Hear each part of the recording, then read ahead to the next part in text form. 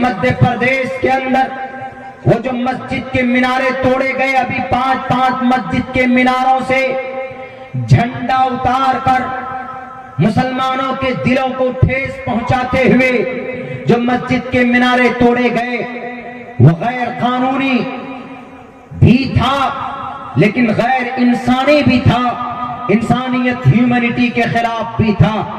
وہ چیز کہاں سے آئی؟ وہ چیز پیدا کی گئی ان کے دلوں کے اندر، ورنہ اذان دینا، ان سے جب پوچھا گیا کہ تم یہ مینارے کیوں توڑ رہے ہو، انہوں نے کہا کہ یہاں سے مسلمانوں کی نماز کے لیے اذان کی آواز بلند ہوتی، اسی لیے ہم ان میناروں کو توڑ دیں گے تو یہاں پر لاؤڈ اسپیکر یہ لوگ باندھ نہیں پائیں گے، اذان کیسے دیں گے، آواز ہمارے کانوں تک نہیں پہنچے گی۔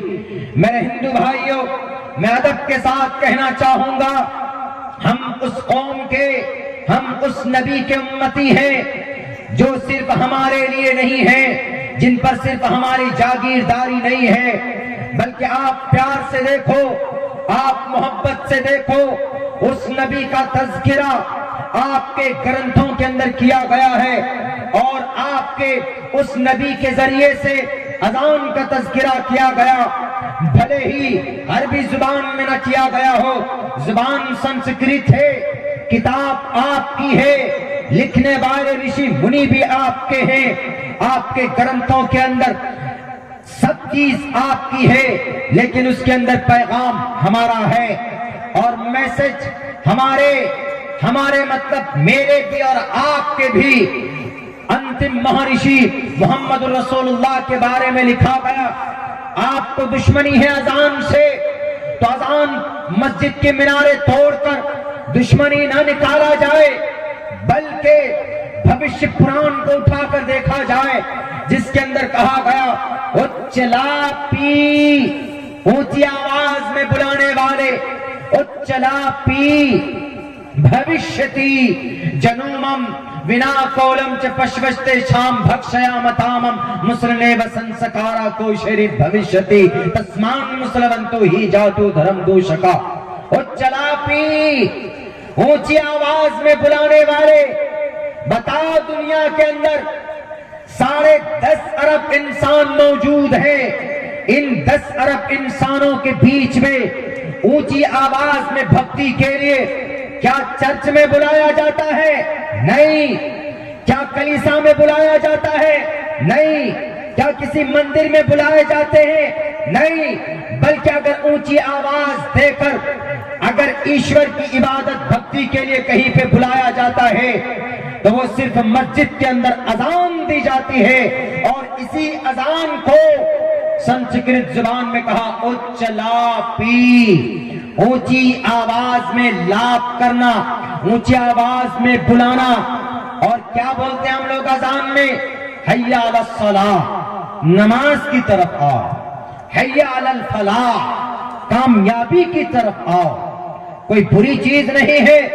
مدھیہ پردیش میں ہمارے 5 مسجد کے مینارے کے توڑنے والوں، اگر آپ کو مسجد پر لاؤڈ اسپیکر پر لگے دیکھنے سے آواز، لاؤڈ مسجد کے مینارے پر لاؤڈ اسپیکر سے آپ کو تکلیف ہے، اذان کی آواز سے اگر آپ کو تکلیف ہے تو آپ کو اذان سے تکلیف نہیں ہونی چاہیے، بلکہ آپ کے گرنتھ کے اندر جو ہمارے اذان کی بات کہی گئی ہے، آپ پہلے اس گرنتھ کو اٹھا کر، اس پنے کو، اس ورق کو اکھاڑ کر پھینک دو اور کہو کہ اس کے اندر محمد کا تذکرہ ہے، اس کے اندر اچلاپی اذان کا تذکرہ کیا گیا ہے، ہم اس کو اٹھا کر پھینک دیں۔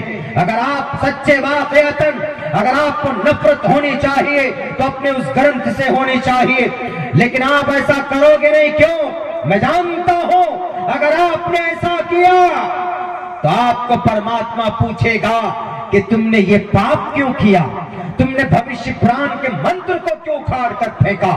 کیوں؟ اچلاپی، محمد کے بارے میں ہم نے کہا تھا کہ وہ محمد صرف داڑھی ٹوپی والوں کا نہیں ہوگا، بلکہ وہ محمد تمہارا بھی ہوگا، وہ نبی تمہارا بھی ہوگا۔ تم ان کے قدموں پہ جا کر گر کے تو دیکھتے, تم ان کے دربار پہ جا کر پہنچ کر تم معافی کا اعلان تو کرتے. اور تم سے بڑے بڑے ترم خان کو اس نے سینے سے لگایا, گلے سے لگایا ہے.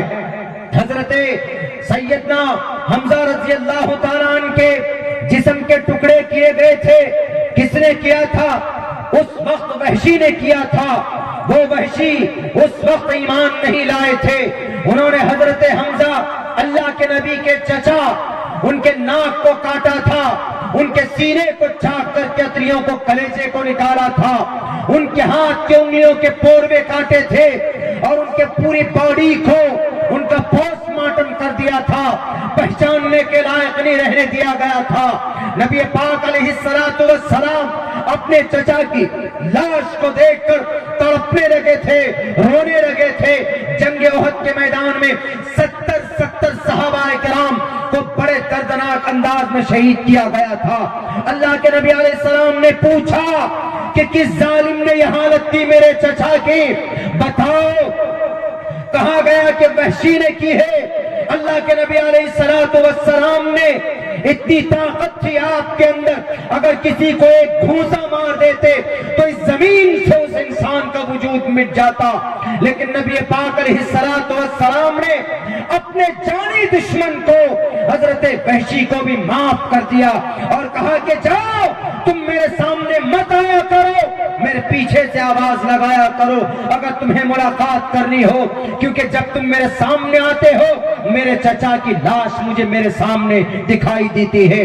ہے کوئی مائے کا لال بتاؤ, مسجد کے مینارے توڑنے والے اذان کے نام پر محبت سے عداوت کرنے والے فرانس کے پروفیسروں, ہے کوئی مائے کا لال ایسا بتاؤ جس نے اپنے جانی دشمن کو سینے سے لگایا ہو؟ ہے کوئی مائے کا لال جو طائف کے میدان میں پتھروں کی خون کی بارش میں نہا گیا ہو لیکن اپنے جانی دشمن کے لیے دعا کی ہو اور کہا ہو اللہم اہدی قومی فإنہم لا یعلمون, اے اللہ اس قوم کو تو ہدایت دے دے, یہ قوم مجھے نہیں جانتی. لاؤ ایسی شخصیت, لاؤ ایسی ذات اقدس, لاؤ ایسا گڈ مین, لاؤ ایسا انسان جس کے اندر مسلمانوں کے لیے بھی ہمدردی ہو اور انسانوں کے لیے بھی ہمدردی ہو, جانوروں کے لیے بھی ہمدردی ہو, یہودیوں کے لیے بھی ہمدردی ہو, کرسچن کے لیے بھی ہمدردی ہو. لاؤ ایسا آدمی, ہم آج ان کا کلمہ پڑھ لیں گے. لیکن وَلَن تَفْعَلُوا, قیامت تک ایسا انسان پیدا نہیں ہو سکتا. اگر ایسی کوئی شخصیت ہے تو محمد رسول اللہ صلی اللہ علیہ وسلم کی ذات اقدس. ایک کرسچن نے لکھا The 100 بک کے اندر صاف لفظوں میں کہ میں نے 100 آدمیوں کی تاریخیں لکھی ہے, لیکن سب سے بہتر تاریخ ہسٹری اگر کسی کی ہے, from the childhood to the end, شروع سے لے کر آخر تک اگر کوئی آدمی ہے ایسا کہ جس کی زندگی کی کسی بھی پہلو پر عمل کیا جا سکے تو وہ صرف ذات اقدس محمد الرسول اللہ صلی اللہ علیہ وسلم کی. اسی لیے میں کہتا ہوں دو ٹوک لفظوں میں کہ میرے بھائیوں, ہمارے علماء ہیں جو ایک ایک چیز آپ کو قرآن و حدیث کی روشنی میں بتاتے ہیں. تو اس بندے کو مجھ سے انہوں نے سوچا کہ مجھے کون بتا سکتے ہیں صحیح یہ بات کہ قرآن میں ویدوں میں کیا سمانتا ہے, تو اس کو کسی نے, اس نے یوٹیوب میں جا کر ریسرچ اس میں ڈھونڈا, کھوجا, تو دیکھا شاید اس کو لگا کہ عبداللہ سالم مجھے بتا سکتا, تو اس نے مجھے فون کیا اور مجھے کہا کہ مولانا آپ بتائیں. میں نے کہا کہ دیکھو قرآن, آپ اگر کسی ہندو بھائی کو یہ کہیے گا کہ میرے قرآن میں یہ لکھا ہے کہ ہم ایک اللہ کی عبادت کریں, تو وہ آپ کی بات نہیں سنیں گے. کیوں؟ وہ اللہ کو نہیں مانتے, وہ قرآن کو نہیں مانتے. آپ ان سے یوں کہیے کہ ایشور نے ہمارا گرنتھ جو قرآن ہے, ہمارے گرنتھ میں, گرنتھ کا مطلب گرنتھ بک پستک کو بولتے ہیں, گرنتھ جو اوپر سے آتی ایشور کے طرف سے, اور قرآن بھی کہاں سے آیا؟ اوپر سے ہی آیا. تو آپ اگر کسی سامنے والے کو ان کے سمجھ کے مطابق بات کریں گے تو آپ کی بات بہت غور سے سنیں گے. آپ کسی بھی ہندو بھائی کو سامنے رکھ کر کہو کہ اللہ نے قرآن میں کہا محمد رسول اللہ والذین معہ اشداء علی الکفار رحماء بینہم، ان کو تکلیف ہوگی.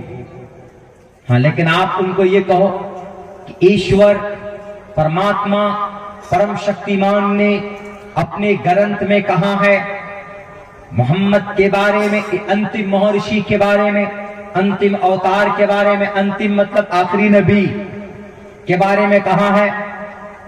کیا کہا ہے؟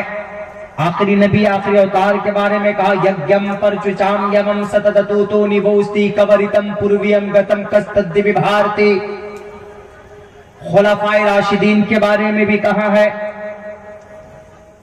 چتربھر بھراتری بھر دیو کرشیامی کلکشیم. آپ ان کو اگر اس طریقے سے بات کریں گے تو آپ اگر کھڑے ہیں تو اس کو آپ کو بستر دیں گے، بٹھا کر کہیں گے کہ بھیا ذرا اور بھی سناؤ. وہ سنیں گے. آپ اسی وقت کہیے ہمارا ایشور ایک، ہمارا انتم اوتار یعنی آخری نبی پروفیٹ محمد صلی اللہ علیہ وسلم. محمد صرف مسلمانوں کے لیے نہیں، وہ سمپورن جگت کے لیے.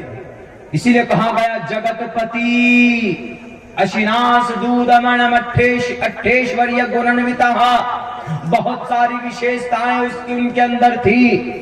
یہ چیز کون بتا رہا ہے؟